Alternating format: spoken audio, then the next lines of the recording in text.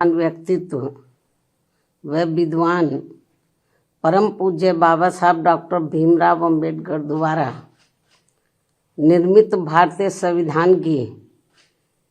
75 वर्षों की गौरव यात्रा पर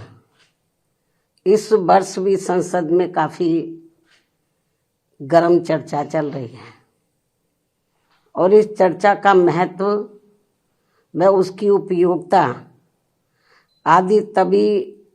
संभव है जब खुले मन से ये स्वीकार किया जाए कि क्या शासक वर्ग मानवतावादी व कल्याणकारी संविधान की पवित्र मंशा के हिसाब से यहाँ देश के करोड़ों लोगों को रोजगार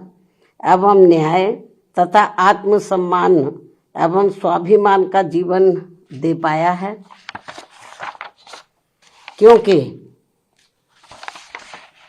भारत का संविधान व उसके लोकतंत्र की शोभा यहाँ देश के अपार उन्नति व यहाँ के लोगों की बहुत तरक्की के लिए जरूरी होने के साथ साथ विकसित देश होने का प्रमुख मापदंड भी है। स्पष्ट है कि इसका जवाब हाँ में संभव नहीं होने के कारण शासक दल इधर उधर की बातें करके ही ध्यान भटकाएंगे।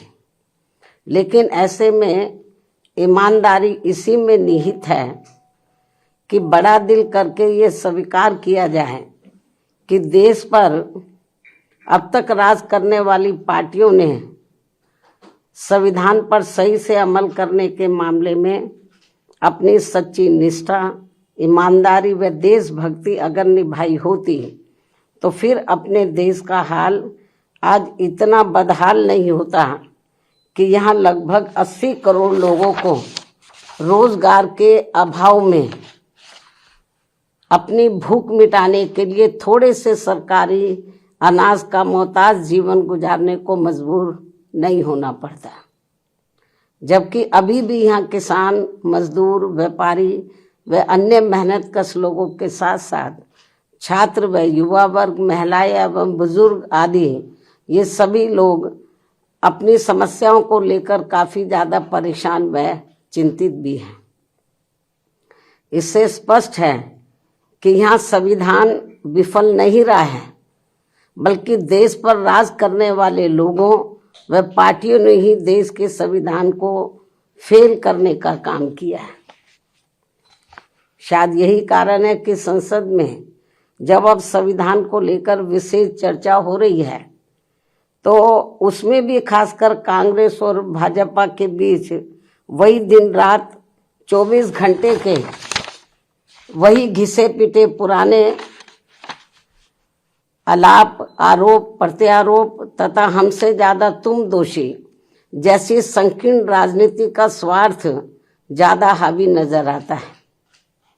जिससे मामला फिर से कुल मिलाकर वही ढाक के 3 पात वाली कहावत बनकर रह जाएगा। ये स्थिति देश के लिए अति दुखद व लोगों के भविष्य के लिए भी अति दुर्भाग्यपूर्ण है। इसके साथ ही संसद में हो रही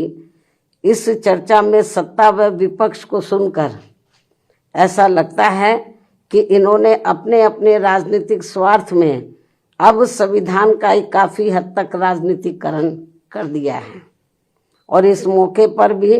कोई अपने स्वार्थ में संविधान की प्रति को माथे पर लगा रहा है तथा कोई इसे अपने हाथ में लेकर इसको दिखाने में लगा है। और अब तो इसकी आड़ में देश व जनहित के जरूरी मुद्दे भी दरकिनार कर दिए जा रहे हैं, जबकि भारतीय संविधान के मूल निर्माता परम पूज्य बाबा साहब डॉक्टर भीमराव अंबेडकर तो अपने देश में पहली बनी कांग्रेसी सरकार में ये भाप गए थे कि केंद्र व राज्यों में सत्ता जातिवादी व संकीर्ण मानसिकता रखने वाले लोगों के हाथों में रहते हुए यहाँ सदियों से उपेक्षित रहे खासकर SC, ST व OBC वर्गों के लोगों को जिंदगी के हर पहलू में आगे बढ़ने के लिए जो भी इन्हें संविधान में कानूनी अधिकार मिले हैं तो उनका भी इन्हें सही से पूरा लाभ नहीं मिल पाएगा। और ये सब बाबा साहब ने केंद्र में पहले बने कानूनी मंत्री पद पर रहते हुए खुद होते हुए भी देखा है,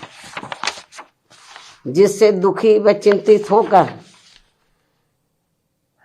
फिर इन्होंने यानी कि बाबा साहब डॉक्टर भीमराव अम्बेडकर ने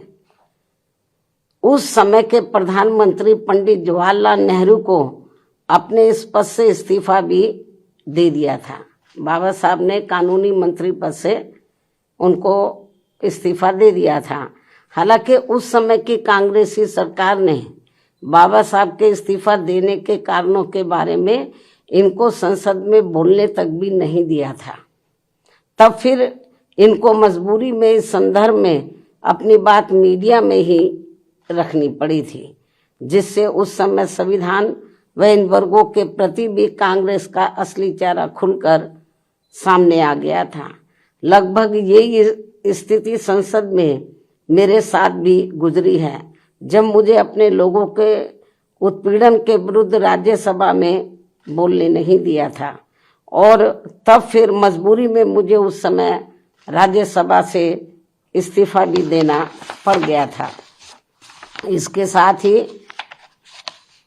बाबा साहब के देहांत होने के बाद भी केंद्र में काफी वर्षों तक रही इसी कांग्रेस पार्टी की सरकार ने इनके आदर सम्मान में इनको हर मामले में पात्र रहे भारत रत्न की उपाधि से भी सम्मानित नहीं किया था, जिससे फिर इस पार्टी के सत्ता में हटने के बाद बीएसपी के अथक प्रयासों से ही श्री बीपी सिंह की सरकार में इनको ये सम्मान दिया गया था। उसी समय वर्षों से लटकी पड़ी ओबीसी वर्गों की मंडल कमीशन की रिपोर्ट को भी लागू कर दिया गया था,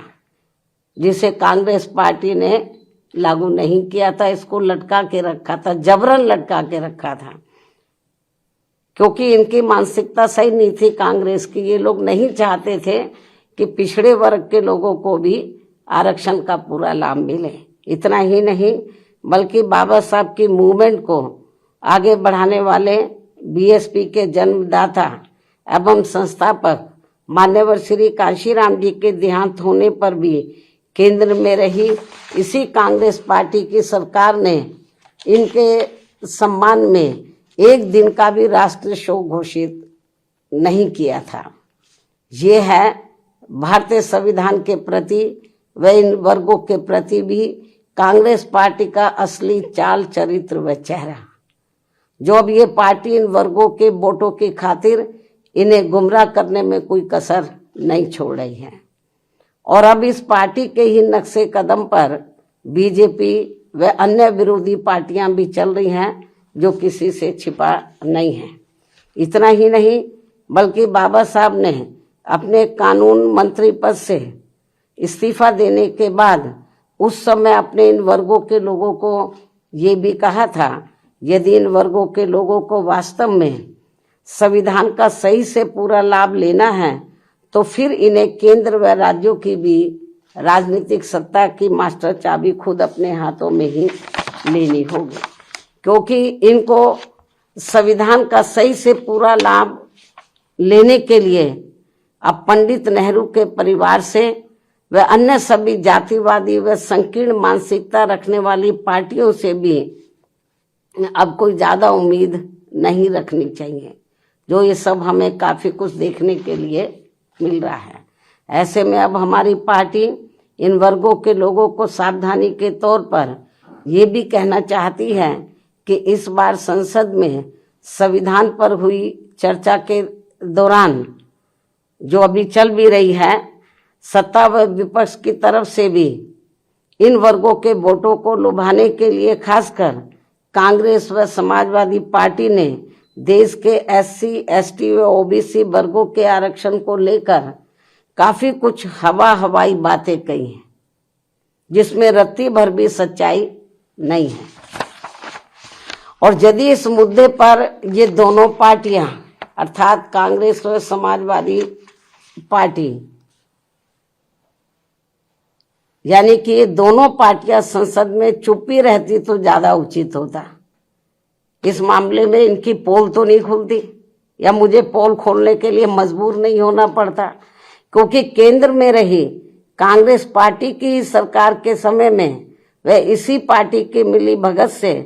समाजवादी पार्टी ने SC/ST वर्गों का पदोन्नति में आरक्षण संबंधी संवैधानिक संशोधन विधेयक का काफी डटकर विरोध किया था तथा इस बिल को समाजवादी पार्टी ने संसद में ही फाड़कर इसको फेंक दिया था,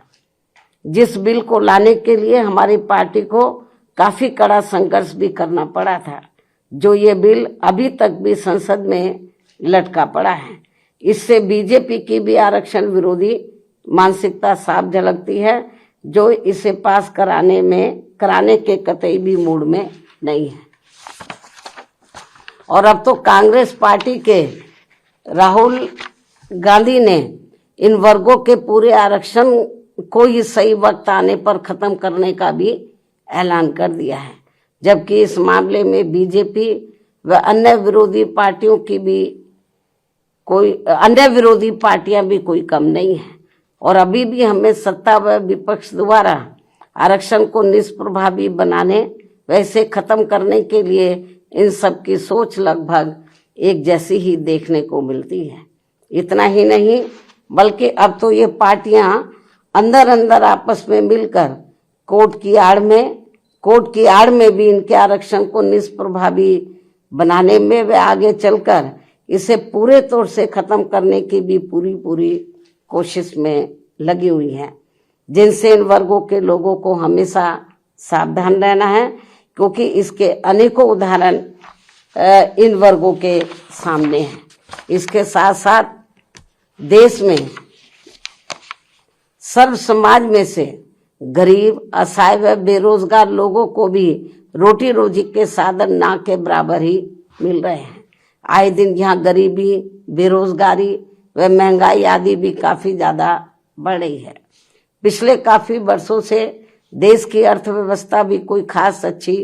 नहीं चल रही है। ऐसे में अब वर्तमान भाजपा सरकार द्वारा भी जो किस्म किस्म के संकल्प लिए जा रहे हैं, कल भी उन्होंने अपने कुछ संकल्प दोहराए हैं, तो उनसे अब देश की जनता को कोई विशेष लाभ होने वाला नहीं है। इसके साथ ही अब मैं देश के संविधान में सत्ता व विपक्ष द्वारा अब तक किए गए असंख्य संशोधनों के संदर्भ में भी ये कहना चाहूंगी कि यदि सरकार द्वारा संविधान में संशोधन अपनी पार्टी, यानी कि जो उनकी पार्टी जो भी सरकार संशोधन लाती है, यदि सरकार द्वारा संविधान में संशोधन वे अपनी पार्टी या किसी विशेष व्यक्ति या संस्था आदि को फायदा पहुंचाने के लिए किए जाते हैं, यदि सरकार द्वारा संविधान में संशोधन वे लोग अपनी पार्टी या किसी विशेष व्यक्ति या संस्था आदि को फायदा पहुंचाने के लिए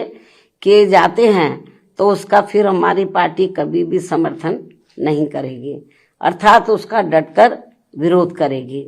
और यदि इसके विपरीत संविधान में संशोधन देश में आम जनहित में किए जाते हैं, तो तभी फिर हमारी पार्टी उनका पूरे तय दिल से समर्थन करेगी। हालांकि इस मामले में कांग्रेस व बीजेपी के नेतृत्व में अनेकों बार बनी केंद्र की सरकार में खासकर SC/ST व OBC वर्गों के हितों की जो इनकी उपेक्षा की गई है, जिसके अनेकों उदाहरण हमारे सामने हैं, ये अति दुख की बात है। इसमें इनकी इन वर्गों के प्रति हीन व जातिवादी मानसिकता भी साफ झलकती है, जो अब ये आगे नहीं होना चाहिए। और इनके ऐसे जो भी मामले अभी तक भी लटके पड़े हैं, उन्हें जल्दी संसद में लाकर पास भी कराना चाहिए। इसके साथ ही इन वर्गों के आरक्षण को निष्प्रभावी बनाने के लिए जो आए दिन आरक्षण के साथ छेड़छाड़ की जा रही है तो उन पर भी रोक लगाने के लिए इसे संविधान की 9वीं अनुसूची में जरूर डालना चाहिए। संक्षेप में अब हमारी पार्टी का यही कहना है कि हर वर्ष संसद में संविधान पर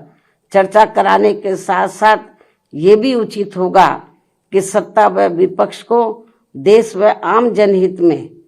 तथा जाति व धर्म से भी ऊपर उठकर बाबा साहब द्वारा निर्मित किए गए अपने बेहतरीन संविधान पर, अपने देश के बेहतरीन संविधान पर अपनी पूरी ईमानदारी व निष्ठा से अमल करना चाहिए तथा इसकी आड़ में इन्हें अपनी राजनीतिक रोटी नहीं सेकनी चाहिए। इस खास सलाह के साथ ही अब मैं अपनी बात यहीं समाप्त करूं, लेकिन इससे पहले हमारी पार्टी एक देश एक चुनाव को लेकर वर्तमान भाजपा सरकार द्वारा 1-2 दिनों में लाए जाने वाले इस विधेयक का भी स्वागत करेगी। वैसे भी हमारी पार्टी गरीब व मजलूमों की ही पार्टी है और हमारी इस पार्टी के संगठन व चुनाव आदि भी इन्हीं के ही बलबूते पर चलाए जाते हैं व लड़े जाते हैं। जो गरीब मजलूम लोग हैं तो उन्हीं की आर्थिक मदद से, उनके तन मन धन से, उनकी मदद से ही पार्टी का संगठन चलाया जाता है, चुनाव आदि भी लड़ाए जाते हैं। क्योंकि हमारी पार्टी इसके लिए कांग्रेस, बीजेपी व अन्य दलों की तरह यहाँ बड़े बड़े पूंजीपतियों व धन्ना सेठों आदि से कोई भी आर्थिक मदद नहीं लेती है। ऐसे में एक साथ चुनाव होने से फिर हमारी पार्टी पर इन सब मामलों में बहुत कम खर्च का बोझ पड़ेगा। साथ ही इससे जल्दी चुनाव आचार संहिता ना लगने की वजह से भी जनहित के कार्य ज्यादा नहीं रुकेंगे। इसलिए हमारी पार्टी का ये मानना है कि इस मुद्दे की आड़ में कोई भी राजनीति करना ठीक नहीं है, अर्थात इस मामले में सभी पार्टियों को दलगत राजनीति से ऊपर उठकर देश व आम जनहित में कार्य करना चाहिए, तो ये बेहतर होगा, उचित होगा। इस सलाह के साथ ही अब मैं अपनी बात यहीं समाप्त करती हूँ। धन्यवाद। जय भीम व जय भारत।